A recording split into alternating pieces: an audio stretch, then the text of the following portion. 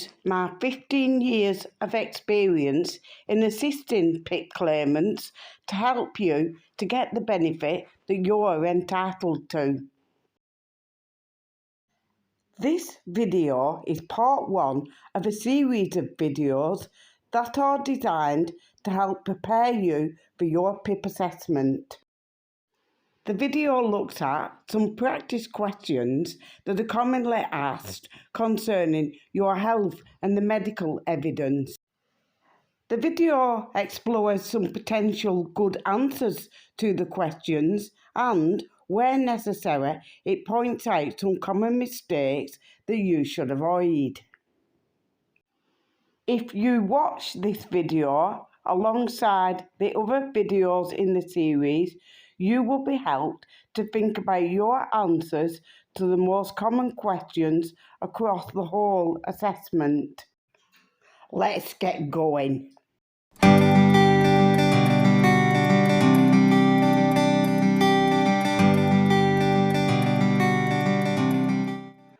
Right at the beginning of the assessment, and once the assessor has welcomed you into the session, they will tend to ask a series of questions concerning your health condition. The questions are likely to include the following. Which health conditions affect your daily life and mobility? What are the symptoms? Do you use medications? Are you currently undergoing treatment?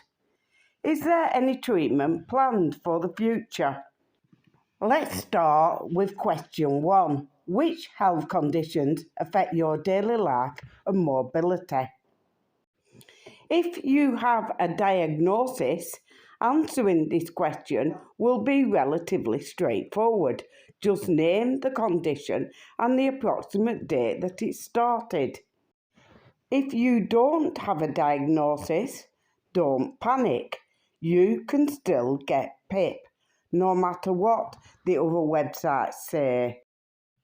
One way to deal with not having a diagnosis is to tell the assessor about any medical tests that you have had.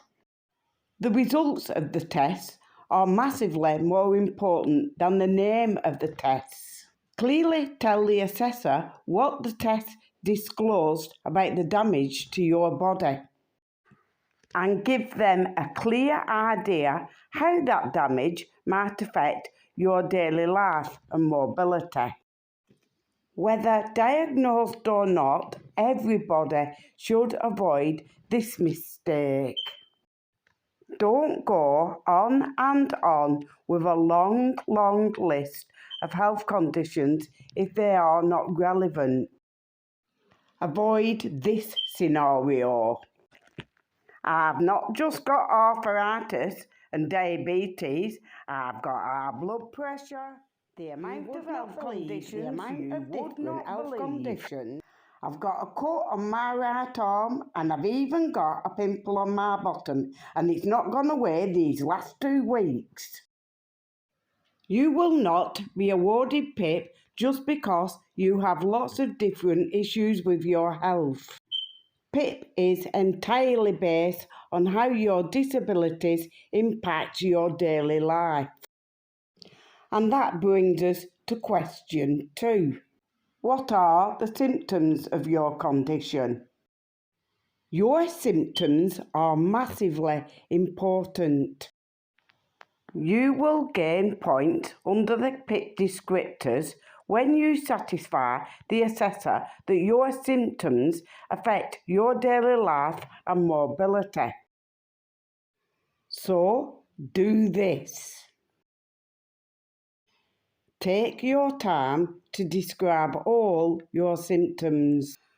Prioritise those symptoms that affect your ability to meet the PIP descriptors. Do not assume that the assessor has read your medical evidence. If, for example, some doctor's notes support your case, strengthen your argument by drawing the assessor's attention to it and reading it to them.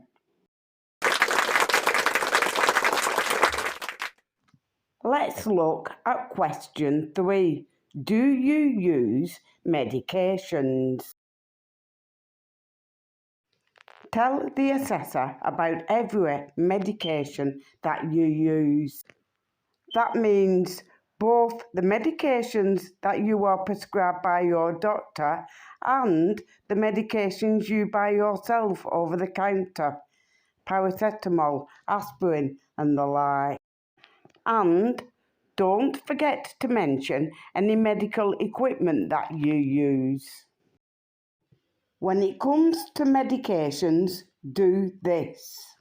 Make sure that you tell the assessor about any side effects caused by the medications, especially if those side effects impact your daily life or your mobility.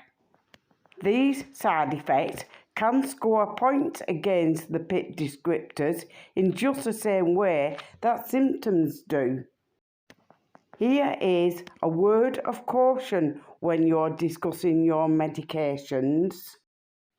The assessor is likely to ask if the medications have improved the symptoms of your condition.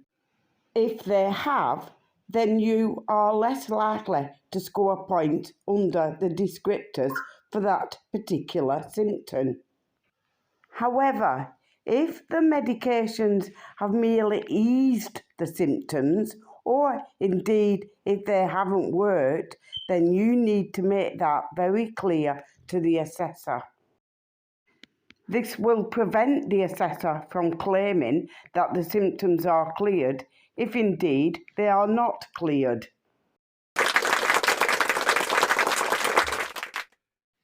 We can deal with the final 2 questions together. Are you currently undergoing treatment? Is there any treatment planned for the future? Describe the treatment that you are receiving for each of your health conditions. Don't forget to mention the routine tests that you may have to monitor the progress of your condition. Try to ensure that your treatment is current and up to date. If treatment has lapsed, you will need to explain why. Your explanation will stop the assessor from claiming that, since you are not receiving treatment, your condition is not as debilitating as you suggest. There are a number of legitimate reasons why you may not be currently receiving treatment. For example, there is no cure for your condition. Available treatments have been discontinued because they were not effective. You are waiting for treatment to start. Ask your doctor why you are not getting treatment so that you can answer any questions. Describe any future treatments that you have discussed with your doctor or specialist or support worker. Are you on a waiting list? Have you been referred? Do you have regular annual blood tests or scans? And so on. And finally, let's summarise what has been said. Do tell the assessor about all the health conditions that affect your daily life and mobility.